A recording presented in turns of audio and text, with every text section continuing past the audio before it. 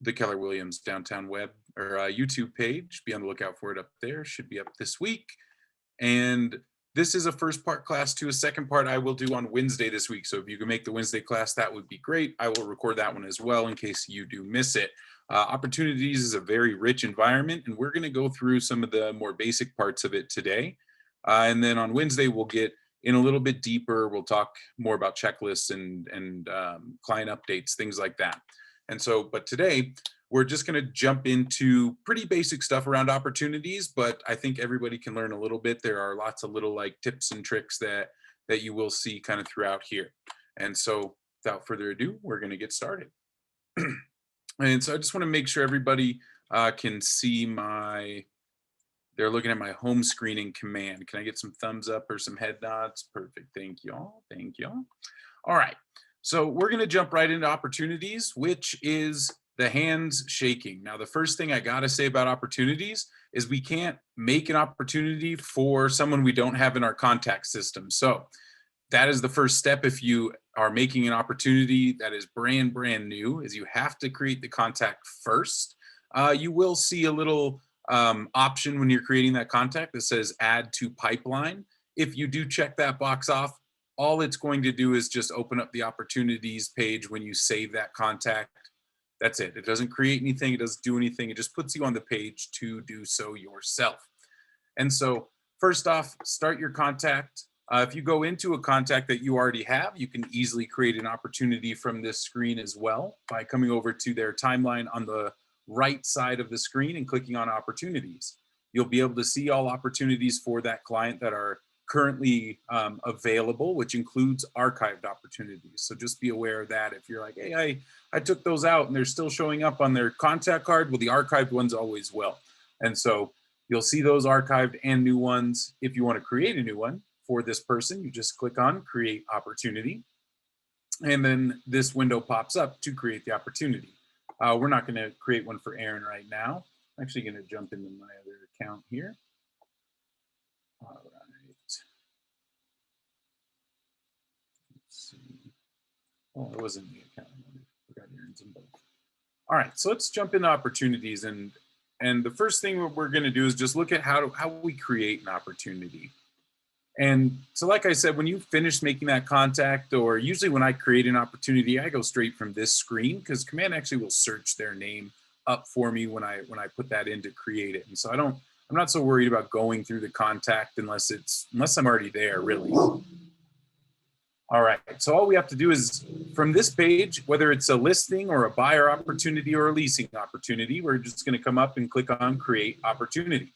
If you are on a team, you just need to make sure that you are on your team's page or your opportunity page for your team. Most teams have it set that you can't be on anything else except for the teams, but sometimes you will see that you have both. Sorry, real quick, I gotta calm my dog down.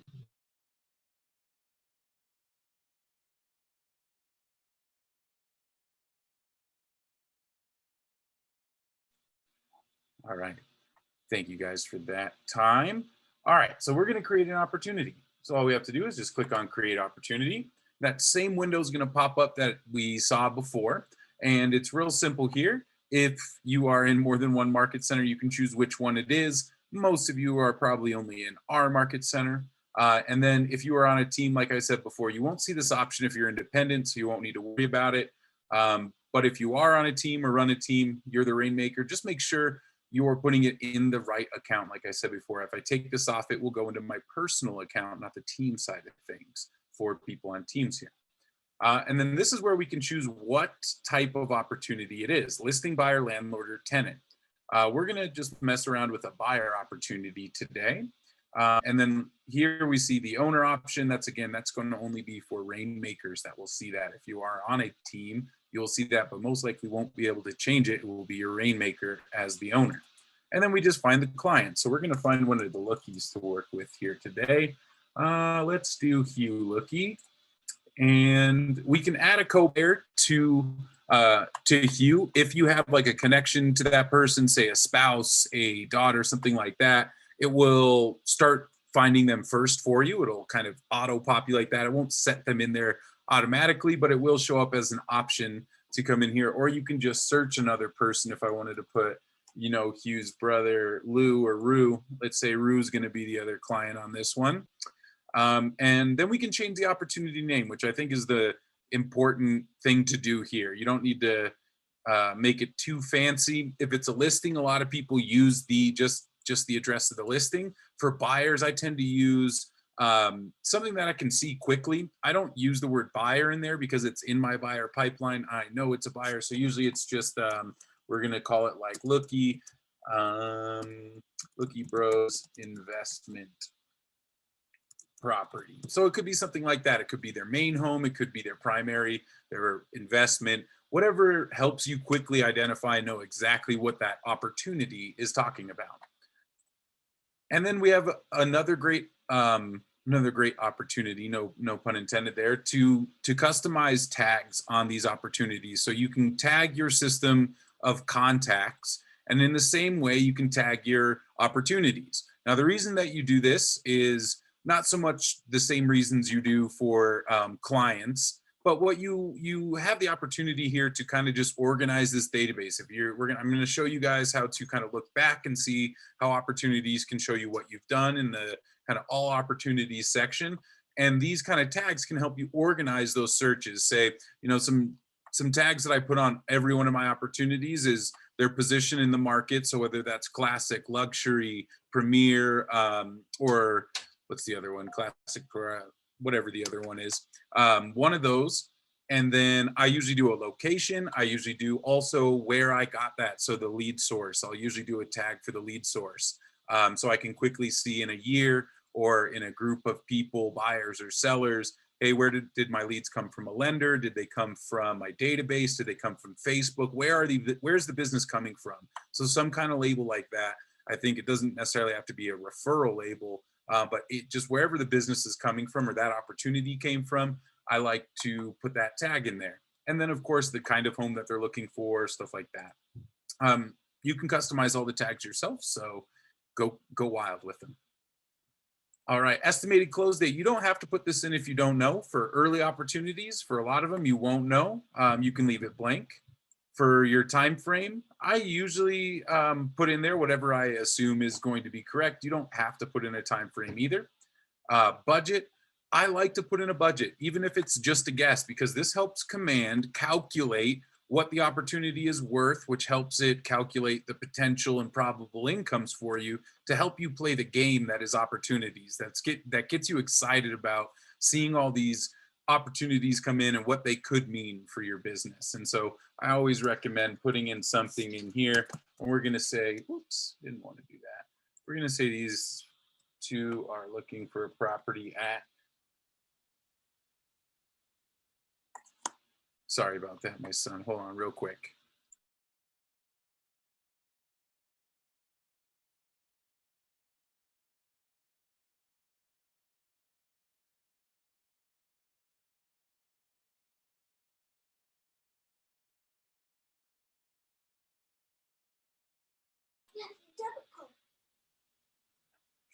Sorry about that, snow day, so son's at home today, hanging out. All right, but it was nice of Denver to give them a real snow day. I was happy about that. No school. All right, let's jump back in here. So we have their budget. Again, you don't have to set it. You do have to set your commission rate, whatever that's going to be. You can just type it in. We're going to put in 2.8 as my average, and then you can choose where you're going to put this opportunity. It has to either be in Cultivate, Appointment, or Active when you're starting it off like this. Most of my opportunities, I start off in Cultivate unless somebody surprises me and jumps in and I have to switch them to one of the other two. But it'll just start them off in that little phase. And then you can choose which one of these stages they're going to go into based on the phase that you choose. And so mine might look a little different than what you guys see because I've already customized my stages, and we're gonna jump into to see how you guys can do that. It's very simple. But like I said before, there's some decisions that you got to make about these opportunities, kind of just to put you in the right mindset to use this system before you can start changing these pieces. And then the last one that you see down here is the assignees. Again, you're only going to see that if you are a rainmaker or on a team. If you're an independent agent, there is no assignees. but you can assign multiple people to the opportunity if you have an assistant or something so that they can do the communication. They can see it on their side in command as well. So really cool little piece there. Then we're going to just hit create. All right. And when we create an opportunity, it automatically drops us into the details page. So anytime you click into an opportunity, you can get back onto this page just by clicking on the name of the opportunity in the card. But there is some really important information in this tab. And so in here, the most important thing you need to know how to do is get to this pencil right here. This little pencil edits all this information that we just put in. So I can click back on there. And there's some even more stuff that I can go in here and now input. Now, if you see in here, the estimated close date, like I said, that is optional to put in. All these are optional for the opportunity. The contract date and the close date, those will actually automatically go in when you put in your contract and you upload all that into the other tab on this page. But I want to talk to you guys about the appointment scheduled, appointment date, and agreement one. Those ones do not populate on their own. But if you put the dates in there that are correct, so appointment scheduled, when you actually scheduled the appointment that day, appointment date, when that is happening, and the agreement one. Now, those three dates could easily all be the same day. That is no problem at all. They could be spread out. It just depends on the pace of how you work your business. But when you do input those dates, that's when command will start calculating your percentages of how many people are in your kept phase, in your appointment phase, how many people are in kept and how many people are getting scheduled versus how many people are actually making the meetings with you and how many contracts are you getting based on how many meetings you're scheduled. It'll do all that work for you if you input the dates. And that's all in the report section. And I'm sure I will go through the report section in one of these classes and or tech tidbits here pretty soon. Then contract date and close date, like I said, you'll know those when you actually have a contract, so you don't need to worry about those up front. And they'll update for you when you get to that point in the opportunity. We can change our budget. We can change our commission rate. We can put in our financing type now at this point as well. So if we know that they're conventional or FHA, whatever it may be, we're going to put them on conventional. And then we can hit save. Now, that's really the only reason I ever come into this page is to check something like that. And those dates become really nice and important, especially if you ever need to look back at something and see, hey, when did this happen? When did that happen? This is a good place to find all that information. And then if they have a property currently, you can put that in. That's more used for the people who are selling something until you go under contract, then you can update this information. The buyer profile here at the top. This one's pretty basic. It just tells you if they are connected to the app or not. And then if they have been filling out their guide. So if you've ever played around with the Keller Williams consumer app, there is part of it that is the guide. And when you start going through a guide and you have them connected to your command, you would see a little green check mark in here and yes to the connection. Then they actually, when they move through the opportunities, the guide will actually push them through and send them notifications at some point, not yet. But they can walk through and check off the steps themselves in the guide, seeing where they're at in the process. I suggest that you go into consumer. Here, I can pop it open real quick. If you want to jump into the guide and see a little bit more about what I'm talking about, come right in here and you see the guide builders at the top of the consumer page. So you have your landing, agent pages, and then your guide builder, which you can see there's one for sellers and there's one for buyers that you can build out for these processes. There's already stuff in there for you, so you can use it right away. But you might want to edit some. Some people like to throw in like local recommendations for inspectors in the inspection section.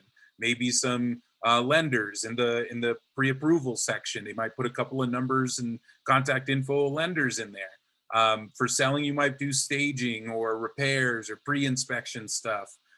For your seller's guide, you might change these up, but they're, you see the seller's guide is 5 steps, not and the buyer's guide is 12 steps. 100% customizable, very simple. Jump in here and take a look, and I'm happy to jump in with any of you foundational folks. If you want to jump in and talk about the guide, we can definitely do that together. Y'all can schedule time with me on the new links. I hope you guys have the new link out there. It did switch. All right. So buyer profile, the guide. All right. Documents. What a fun folder. This is where you'll spend most of your time when you're actually under contract. This is where you upload documents. What you should know is in here, the first thing you got to do is pick your checklist style. That will make your life a lot easier. Residential, new build, commercial. If you don't know which one it is, I wouldn't select it yet, but it's okay if you select it. There's always a way to just make a new, like, kind of version of this opportunity profile in here so that you don't have to recreate everything over again. You can just kind of start the document side over again. So we're just going to choose residential so I can show you what happens here, since that's what most of us do. But it'll automatically pull in all the documents that you need. You see the asterisks, the double asterisks, those tell you that that is a required document. There are lots of different documents in here. Under contract, there's a different set of documents that you all all find very familiar. Like I said, there are some that are required, some are conditional depending on others. And then we have our closed documents, which your DA, all the things that you need to get paid. Ruth has a fantastic class in the orientation section about all this stuff, going through it. I'll be honest with all of you guys. I pay a TC to do this part of my business because I find it too tedious, and I like having somebody to check my back and my, all this stuff for me. And so I have a TC take care of this. If you don't have a TC and want one, let me know. I have a great one to recommend for you. Just send me an email and I will send over their information. All right. I do want to point out in here, a lot of this is pretty basic stuff in the document section, but there are some really useful tools in here outside of just the basic upload the documents you need and send them over to Ruth. Now, you have in here these custom folders, which I like to use these for anything that I don't want to keep in my possession on my computer, on my devices. Something gets stolen and I have somebody's tax information on my computer, that's a liability. And so I stopped saving them onto my computer and I will put them into a folder like this so I can access them anywhere, and they are secured on here through my passwords and all that. And so you can just bring in and make a custom folder, which I might put in here, lender docs. I might bring in a folder that, it might be, if it's a listing, it could be something around, past home documents for, seller's property disclosure stuff. Anything you want, you can make these custom folders, and then it's as simple as just hitting create folder, and there it is. And so then we can add in information, we can put in documents, things that we receive, keeping them secure in here and not on your devices. Let's see, if you are using .loop or DocuSign, those do come into command. You don't have to do the upload or download from CTM, upload into all this. You don't have to do that with .loop and DocuSign. I'll tell you, I still use CTM. I don't use either of these because in Colorado, it is more of a hassle to try and get somebody to sign a DocuSign contract than it is to download the CTM one and upload it to command for me. That's my opinion. It is up to you on how you'd like to go about that. I would say .loop is on the bottom of the three. Just Keller Williams has kind of been backing off their support with .loop because of them not wanting to sign data agreements with Keller Williams around how they use the data they get from people using .loop. And so be aware of that. Look into it more if you'd like. DocuSign, though, is the standard pretty much across the nation.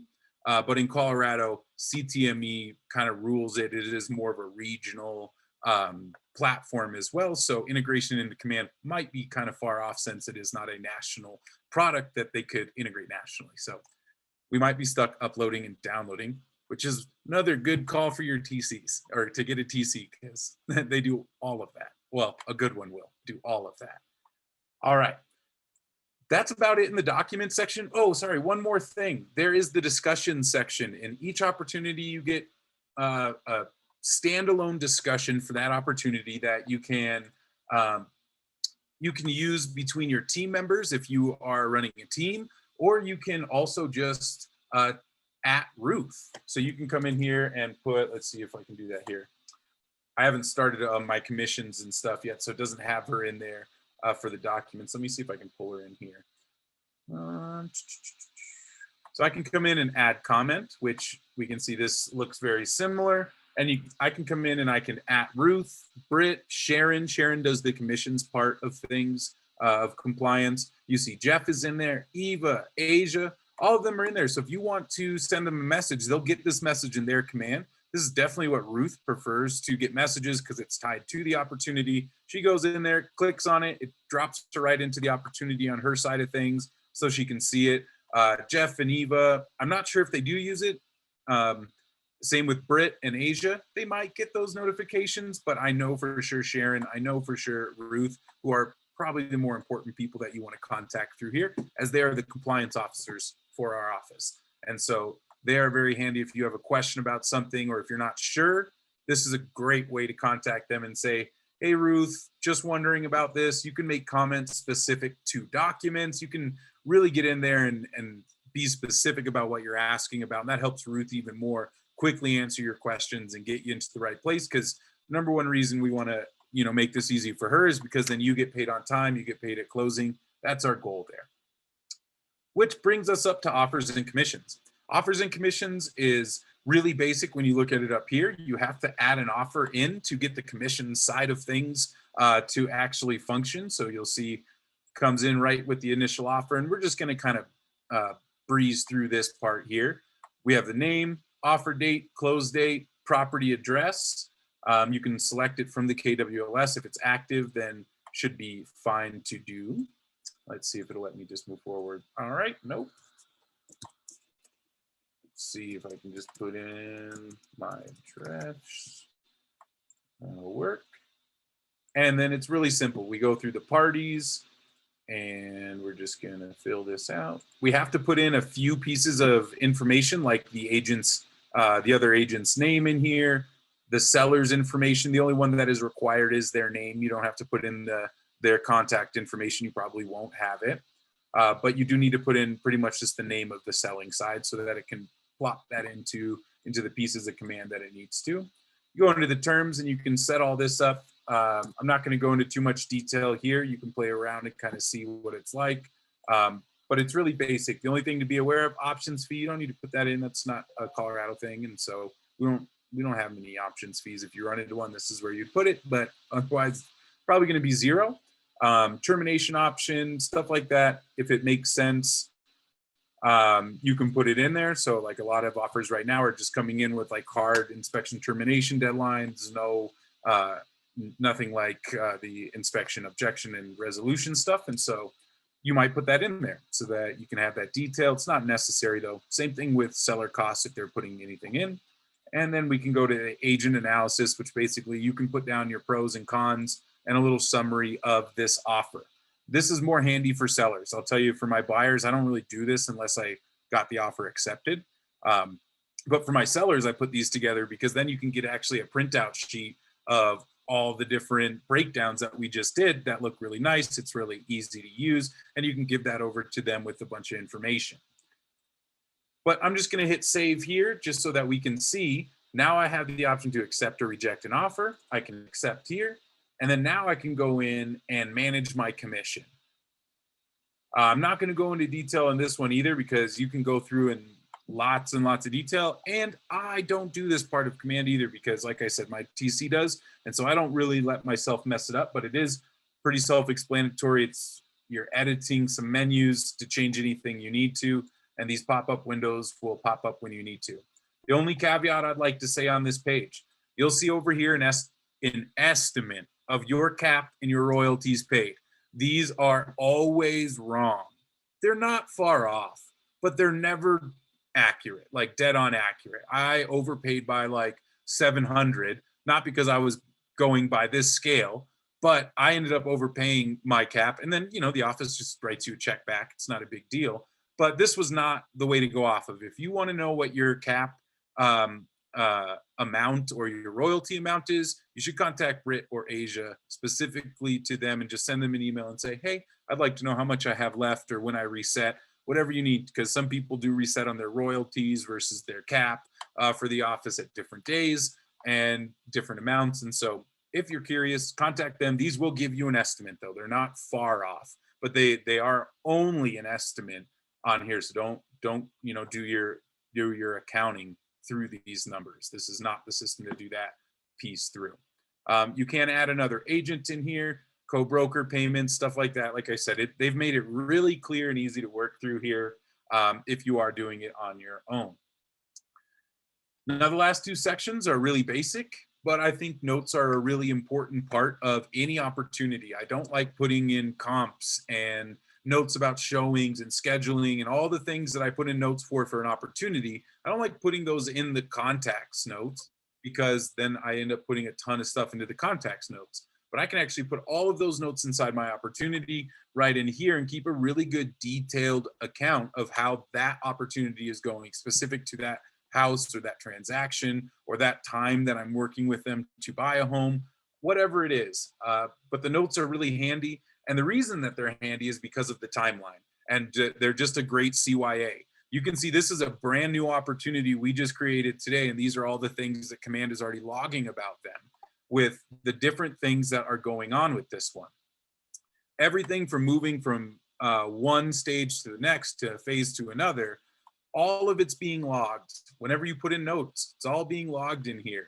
And so that's a great way that if you ever need to go back to a deal and you're like, gosh, what date did this happen or anything like that, and you stay up on your command, this can be a really great tool to CYA, like I said, to just cover you when you might not remember when specific little things happened because you had 6 deals that month go through and you didn't remember what date this happened or what comp you pulled to, because appraising is getting harder and harder right now.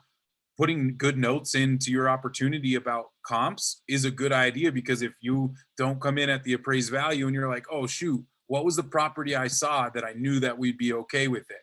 Well, if you took those notes and you have it in there, it's a quick search away from coming in here and jumping in your notes and say, oh, and then you have this this nice little platter of different comps to hopefully, contact the appraiser and say, hey, just in case you need these.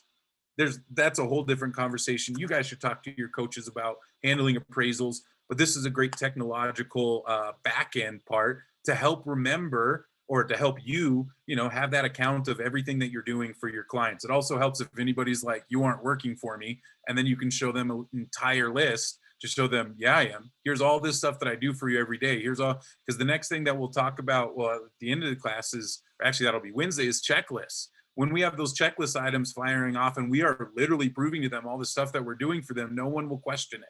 No one will question your commissions and stuff when you have this kind of evidence, if they are that curious to know what it is you do. And then you have a whole system built out and saying, this is all the stuff I just do for buyers in the first 6 months of them looking. Compared to what most people do, they just fly by the seam of their pants. And if you have it all in here, well, you are setting yourself up for success. A system can be successful. All right. And so it's been about 30 minutes. And so I just wanted to pause real quick, see if there's any questions up to this point. We're going to switch gears here after this. So I just wanted to take a moment and see if there's anything, any curiosities popping up right now about what we just talked about. I have a question about the part where you put in an offer. Do you put the offer in like for every single offer that you do or receive? So for me, for my buyers, I only put the offer in if they get accepted. I don't put offers in that, because on the buyer side right now, with how quickly things move and really for the last 3 years, how quickly things really move, I don't find it necessary to put multiple buyer offers in. If we go under contract and then lose it, I'm not going to take it out, but usually I only do that. And then with listings, I will put in more, but if there's obviously ones that aren't hanging with the top ones, I will still present them. Of course, we have it's our job to present all the contracts, but I might not put it into command if I know that it's not a contender. Does that make sense? Yes. And if you do have a seller and you put all the offers like in a spreadsheet, there's no way to link that up to command yet? No. Like to put into the offers? Okay. No, not yet. Good questions. Thank you, Yasmina. Any others? Anyone else? I had a question. Did I hear you say that you download your documents and then upload them just because it's easier? I had to answer a phone call. I didn't hear that part. Sure. So I am a CTM user, CTM e-contracts, and those contracts don't link up with Command in any way. And so you just have to download them from CTME onto a device and then upload them into Command from Okay. that. That's all. Okay. Right on. All right. Any others before we jump in?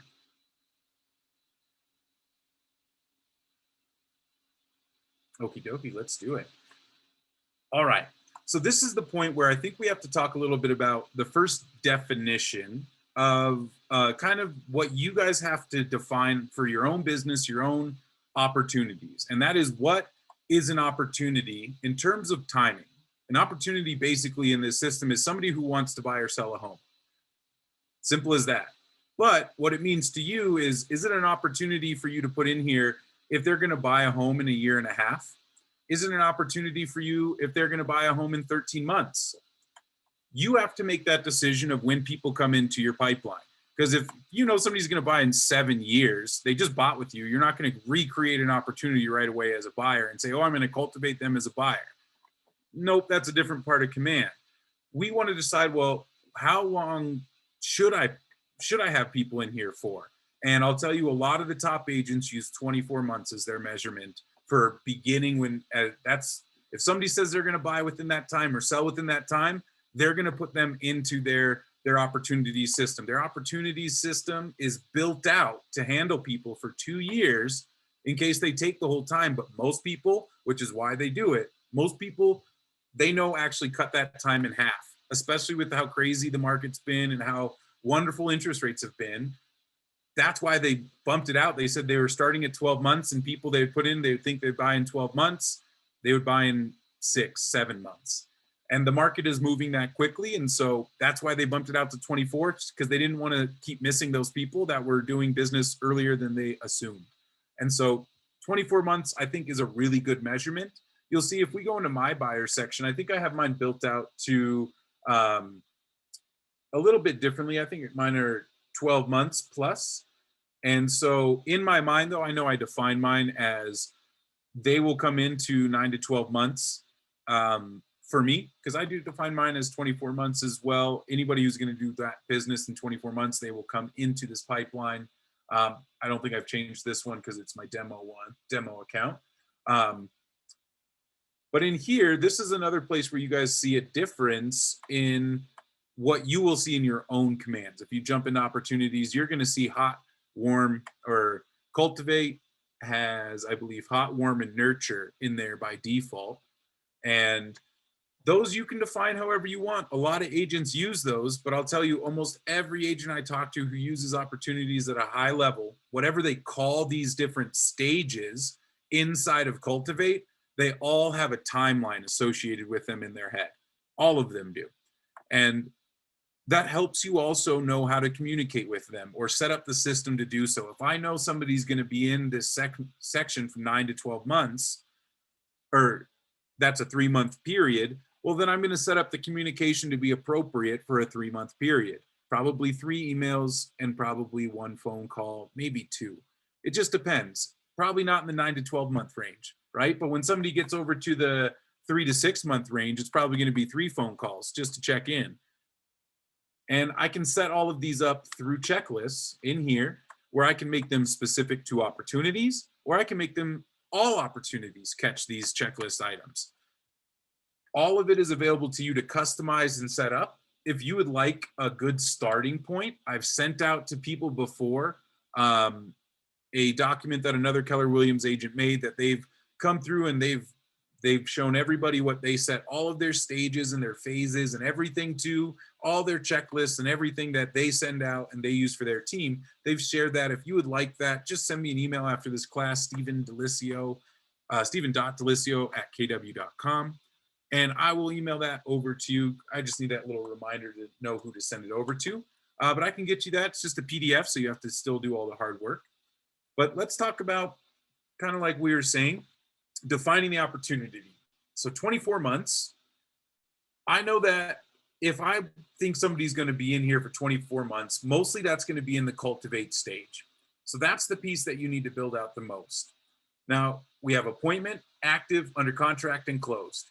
We don't have any option to change the phases of opportunities. When I say phases, that's what Command calls these 5 different phases of a transaction: cultivate, appointment, active, under contract, closed. And then below each phase, we have our list of stages, is what they call these. So social media leads, I have a stage for those. I have a stage like I showed you guys for the timeline. And then I have a lender hold. That's another decision that you will have to make when you're building out these different systems, is when does somebody move from one phase to another?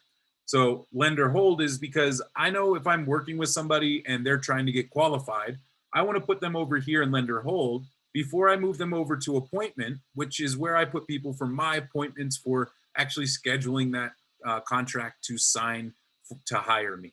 And this is where then they move into this part of my system, work through it, and then they go active. Now, some agents do it differently. Some agents want to just move them from cultivate into appointment, get that signed, whether they're going to buy now or in 9 months. And then they have an active part where they have the lender hold on the active side, where they're just waiting for them to get the lender approval. And then they move into searching, showing, negotiations, and so on. You can see that, just a little side note here, if you have legacy in there, legacy is put in there for Dotloop and DocuSign users. If you know you're not going to be one of those users, you are welcome to delete the legacy stage wherever you see it. It is not necessary for Command to run. It is only necessary to connect the opportunities that, or the things that you're doing inside of DocuSign or Dotloop. But otherwise, you don't need it. It's only in mine, so I remember to tell you guys that in my demo account. All right, let's see. And all of these can be changed. All of these can be changed. And so deciding when somebody moves from one stage to the other, you'll figure out, but just be thinking about that, of kind of your process of, do I want to sign my contract before the lender? Do I want to do lending stuff first and then I'll sign them on my contract, the agreement to list or to buy? It is up to you. Command doesn't care at that point of where you put that. It is your system to create. All right. And so let's see. Another little side note I wanted to show you guys up here, if you didn't notice, when you're looking at these different phases, you're going to get this option to see a list view or the board view. Board view is default. List view looks just about the same, but you can see it's just in a list. So sometimes it is easier to scroll through here, or to see, you can see there's a count of how many opportunities is in each one. When you start doing a lot of opportunities, your cultivate section will get pretty stacked, and sometimes it's a pain to scroll through all those cards. That's why we have the list view, because when I'm working with agents, capping agents that are working in Command, they usually work with around 60 to 100-ish opportunities in their pipeline at a time.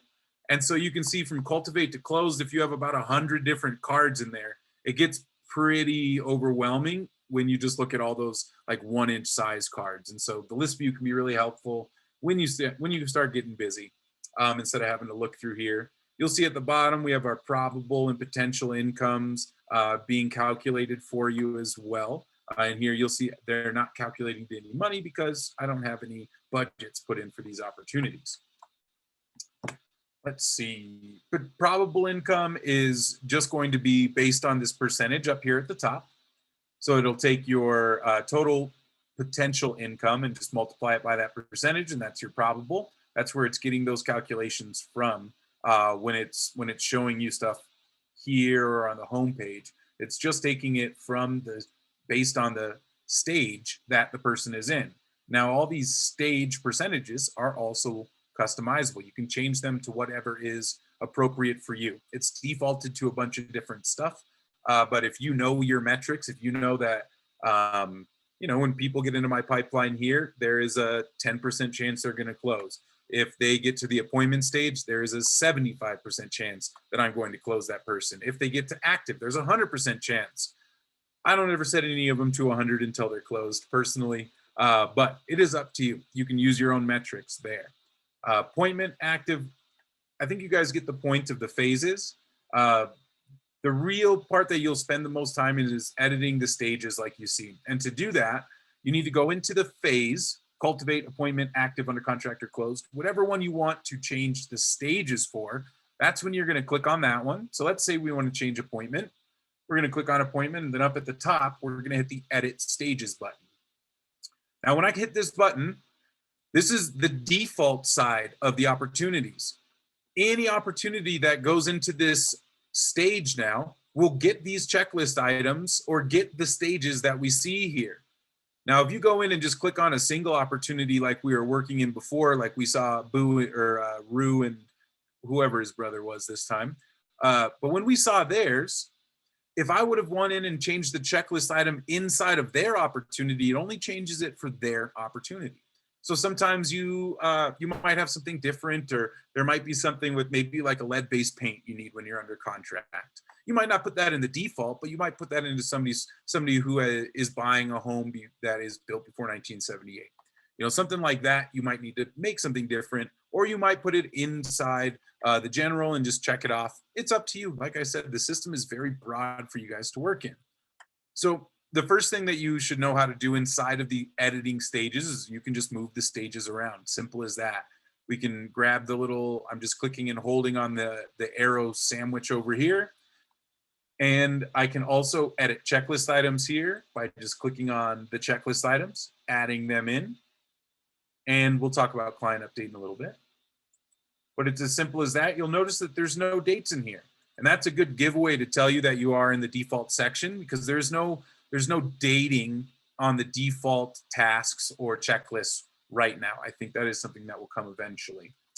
But if I want to change this, instead of scheduling, maybe you want to change it to schedule, I don't know what you might change that. Schedule initial appointment. That's what I've had in there. And so you might put it in there. You might have 2 appointments set. One's for coffee, or one's virtual, and then one's in person. It is up to you. You can set multiple stages. Here's where we can change the probability as well for that stage. If I just don't like the stage at all, I can delete it. The only thing I want to warn you about deleting stages with the trash can is that it deletes the checklist as well. If you want to keep a checklist, it's better to rename the stage, whatever works for that stage, for whatever you're thinking, and then it keeps the checklist items, and then you can move it to where it needs to be. So I wouldn't delete these if I've worked on the checklist items unless I don't care about those checklist items. If I have, I'm going to keep those and then try and recreate the stage name and probability to adapt to whatever I'm changing. If we want to add another stage, we can add additional ones. So it's as simple as just clicking add stage in the top right corner. We can name the stage whatever we like, set the probability, and set the position. We can add checklist items right from here as well if we would like. We'll just do a quick one, just a quick test. Oh, yeah, that'll work. And we're going to hit save and save. And so we can see that new one comes in. I can move that if I change my mind and I want T to be a different location. It sets our checklist item. And then if I want to delete it, I just have to delete it. Simple as that. Now, each one of these phases has their own set. So you can see when I clicked on Cultivate and then I went and hit Edit Stages, now I see my Cultivate stages, which, like I said, when you build these out to be ready for a year, 2 years, they're probably longer. Appointment only has 3 different stages because generally that's a pretty short amount of time between scheduling, keeping an appointment, and then signing that contract. And so you can see mine are built out a little bit more on this side as well. And then we have all our checklist items. It all looks the same for every single one of these phases. Now, closed, you don't have to put anything in here. I do recommend that you think a little bit about when somebody closes, what do you want to have happen? Are they getting put on smart plans? Do you have a post-closing smart plan that you created and it, sends them all your review links? Are you getting reviews? Are you scheduling a video tour? Are you asking for referrals? All these things you might want to build into your checklist items so that when somebody gets dropped into close, that day or the next day, you can go in there and set what day you want them to remind you to go back in there and make sure that you're still doing all those things after people close, because sometimes it's hard to remember to go back to people once you've gotten paid for working with them. And so Command can help you out with that a little bit. All right, let's see, stages. Let me see if I missed anything, but I think I got it. All right.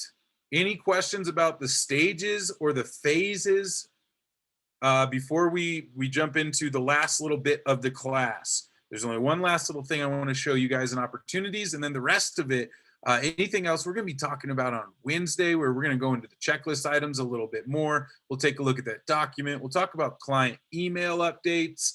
What else are we going to talk about in opportunities on Wednesday? For your stage, you had one that was called the beginning SM leads or something. What was that? Social media leads. Oh, okay, cool. Yeah, because those get treated a little differently, Shelly, in my system than like database people. People who are just straight up from my database. The goal is to get social media people into this part, but social media leads generally come with like email address and a phone number, and maybe one of them is right. And so usually these are more set up. You can see this one is set more around add neighborhood, add midterm nurture, adding them to like these like more initial smart plans. Not something I would do as somebody who, I talk to is already on quarterly calls and already on different smart plans that are not so aggressive because I've already have a relationship with them. So they get a Okay. little different treatment, which is why they get their own stage. Thank you. Yeah, fantastic question. I'm happy to answer any questions like that. I'm happy to answer any questions about like, hey, I tried this and opportunities didn't seem like was working, or questions that like, can I do this? Does this work? I'm happy to answer anything like that. So when do you add your social media leads into your, because you said that you decided when to add them into your active plan or whatever. Do you immediately add your social media? Yeah, social media people, as soon as they come into the system, they get put into that part of Command before they become a contact, and so that's the only people that I make opportunities for that aren't lead, or that aren't contacts, that are leads, is they just go in here because that just makes sure that everybody gets onto the right plan. There's a lot of systems I have that put them on plans initially from the Facebook ads through Command, and so some of them don't get in here if I know that they're on those, and then if they answer back, boom, they get popped right in here as soon as they answer back.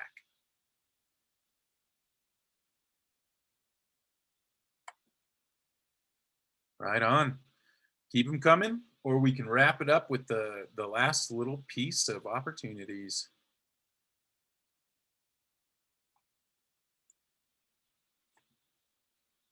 All right.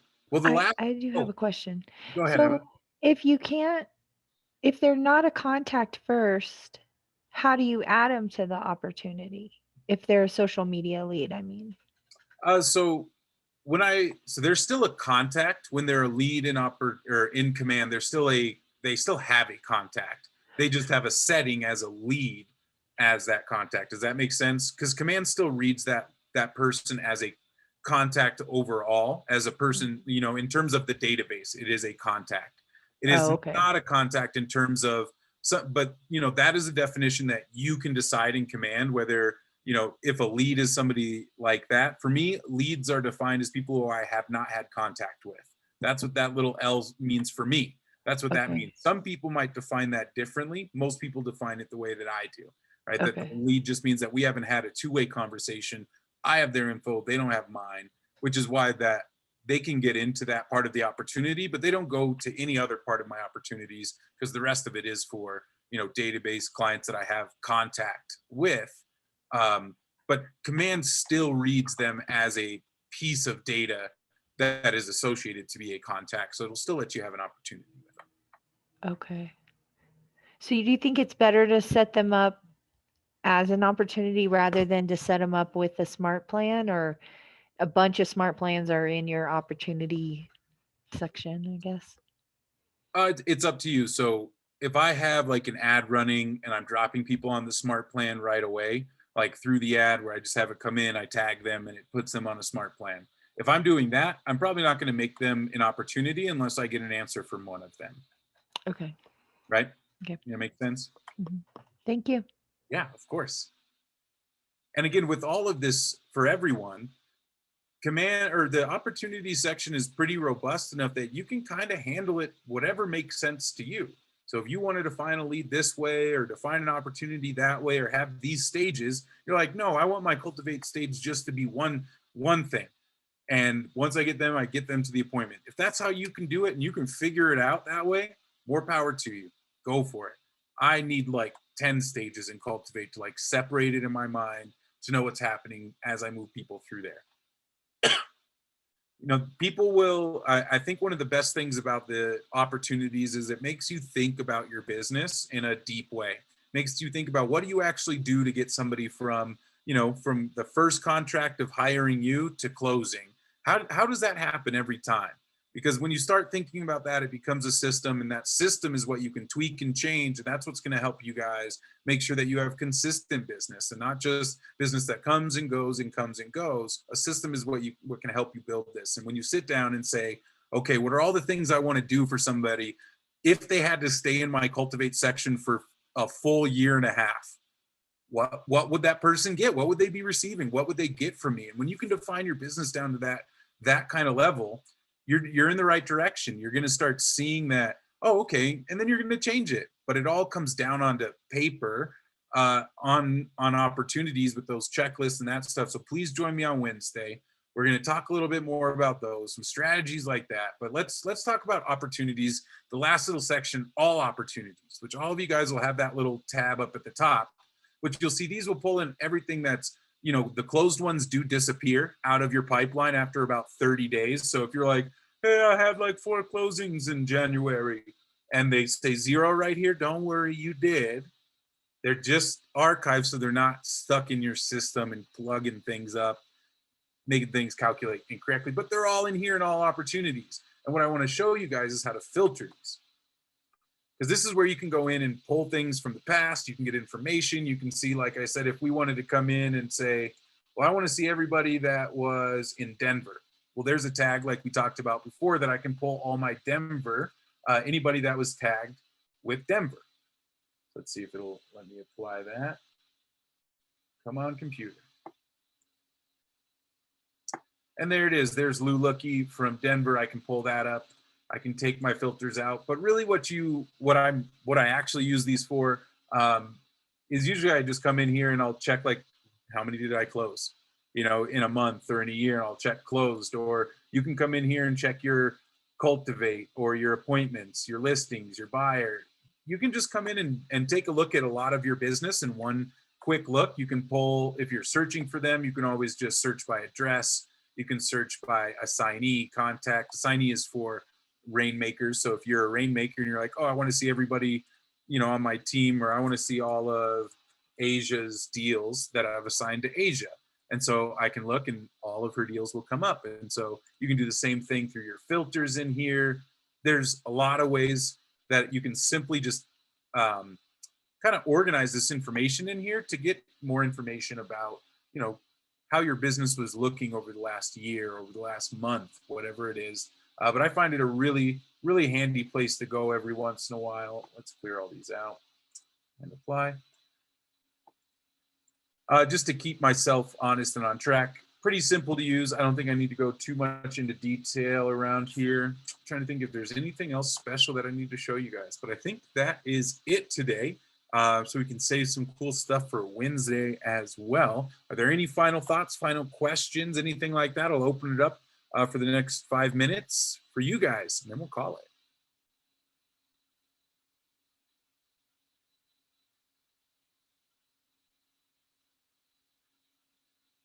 No, this was really helpful though.